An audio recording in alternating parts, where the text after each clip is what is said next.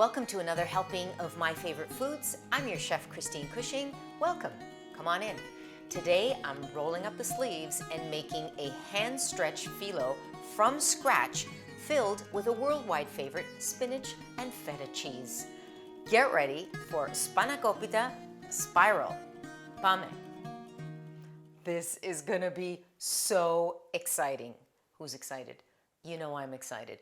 We have never made hand-stretched phyllo from scratch before, so I thought this is the time. In my bowl right here, I have simple ingredients. This is bread flour, and I always use organic, at the very least, if you're not going to use organic, unbleached flour, and then just a bit of salt. Bread flour, pinch of salt, and I'm going in with my wet ingredients. Pretty much all together.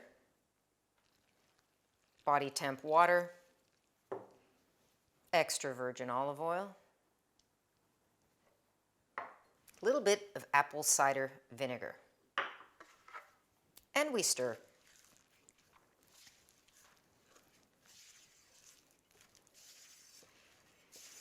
Now, there's a lot of chemistry when you're baking, and in particular, this kind of a recipe has a lot of little tricks, and the chemistry of it is super important. So I want to share them with you while I'm mixing. It's the perfect time, right? So why bread flour?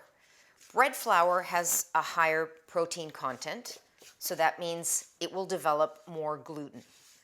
Why do we want more gluten here? Because to get that full, thin stretch, you want that higher protein. Okay, so now I want to make sure I get all the little bits and pieces here, because we're being precise, remember? And I'm just going to turn it onto the board. This is all done by hand. It's coming your way.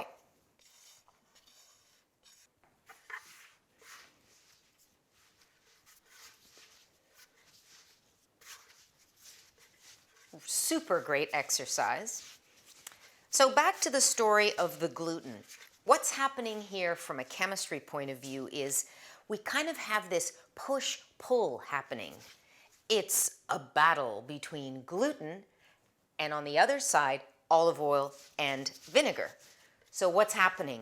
The gluten is developing that structure so you can stretch. And the olive oil, as well as the vinegar, are kind of relaxing that gluten a bit. So in this push-pull battle, you get this beautiful ability to stretch without tearing the dough.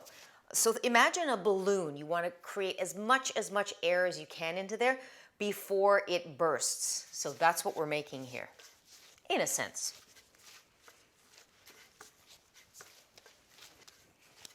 Okay, so this is about 2 or 3 minutes in. Let's see what's happening here. So, what do you think? Is that needed? Not even close. But now this is stage 1. You can see it's starting to come together. So we keep going.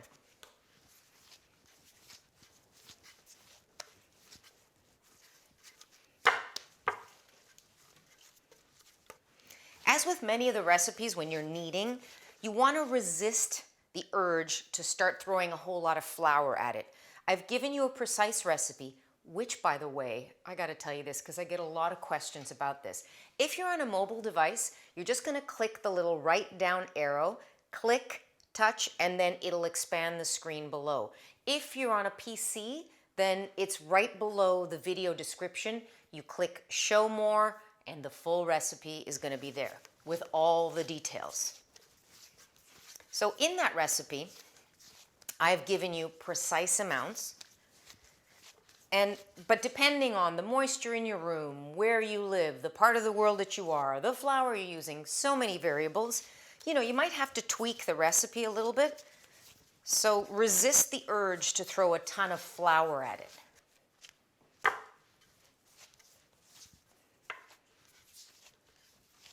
At this point, the dough is still a little bit tacky to the touch, but it's not sticking too much to my hands. And how do I know when it's ready? Again, you want it to be smooth and it isn't smooth now. You see lots of kind of stretchy marks. You just see little lumps. It's totally not smooth yet. A good trick, if you're kneading your dough and you're feeling this is a lot of work, just cover it, leave it for 5 minutes, and come back. In that 5 minutes, the dough will have relaxed a bit. The gluten's going to just say, oh, finally I get to take a break, and then it'll allow you to keep working it. Simple, right?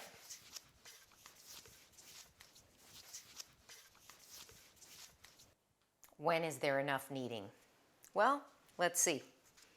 You see here again, it doesn't look like it's come fully together. So I'm just going to let it sit for a couple of minutes and knead for a few minutes more. But in the meantime, because every time we do a Greek recipe, I want to give you a Greek word. So I thought today, since we're upping the game, why don't we go to a phrase instead of a word? So today's Greek phrase is ti tha fame. Ti, tha, like theater, fame. So if you go up to a Greek and say ti tha fame, first of all, they're going to love you right away because it means, what are we going to eat? And whatever they say, you should be excited about, and then you're going to be friends forever, if you want to be. Ti tha fame. Spanakopita, in this case. Let's see. Oh, baby. Look at that. Smooth in the baby bottom category. Nice, smooth, round. Perfect. So the easiest way to make it, to let it rest, just take the bowl that I was using, cover it, 30 minutes, right at room temperature. I've left it up to an hour, it'll be totally fine. Now for the filling. For the filling, cheese, spinach, green onions, dill, you're going to want to click on my recipe for spinach triangles. All the details are there. It's another separate video. And now we start rolling or stretching our phyllo. Oh, it's going to be super exciting. So let's see how our phyllo dough is after 45 minutes. Ta-da! It's looking good. Another little side note, I've got my oven on, 375 is my temperature on the Fahrenheit setting.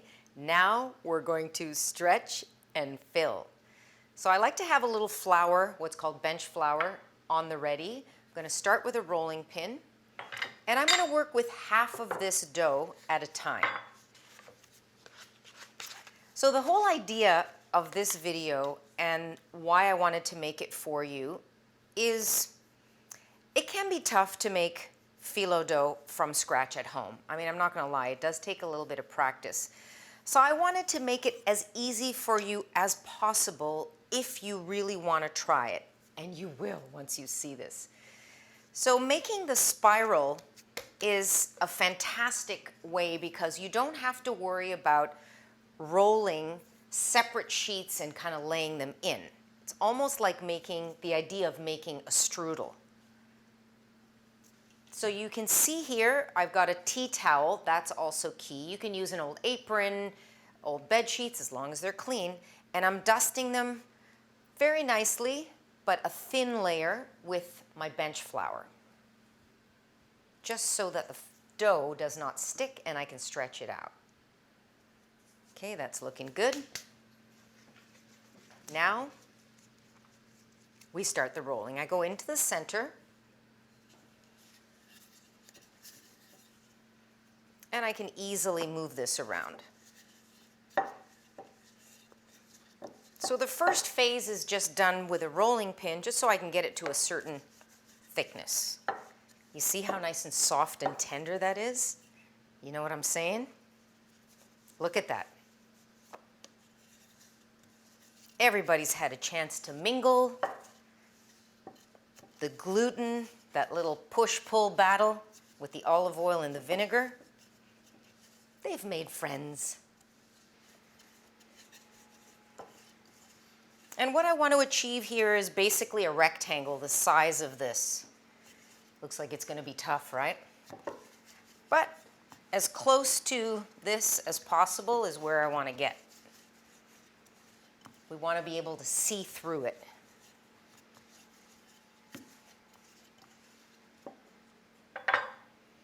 Okay, at this point, now I start to take my knuckles underneath and I just start to stretch it out.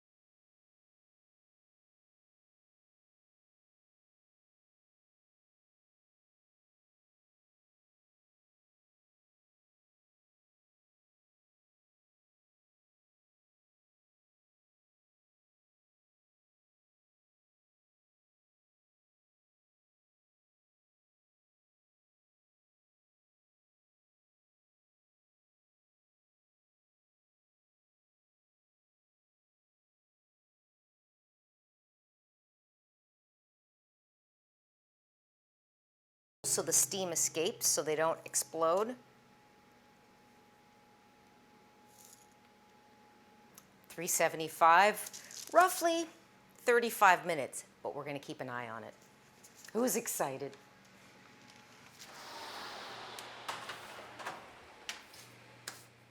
Okay, 35 minutes. Let's see what's going on.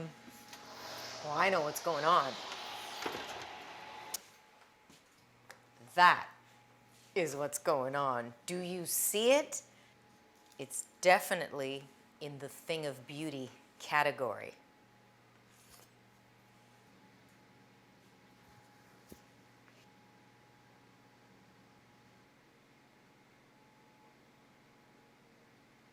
Who wants a piece? I do. Okay, listen to this.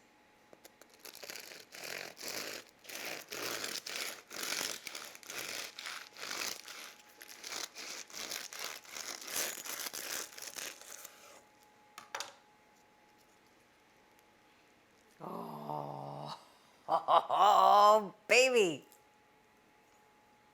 That's what I'm talking about.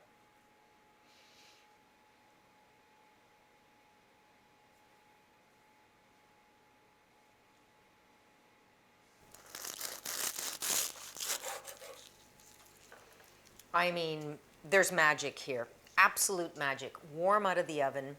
You get this amazing, crispy phyllo.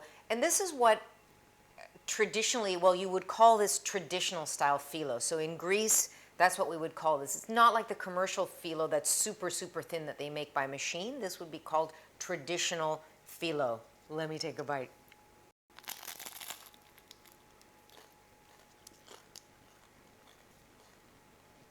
You're going to definitely want in on this. The crispiness of this phyllo, the beautiful spinach filling, it's perfection.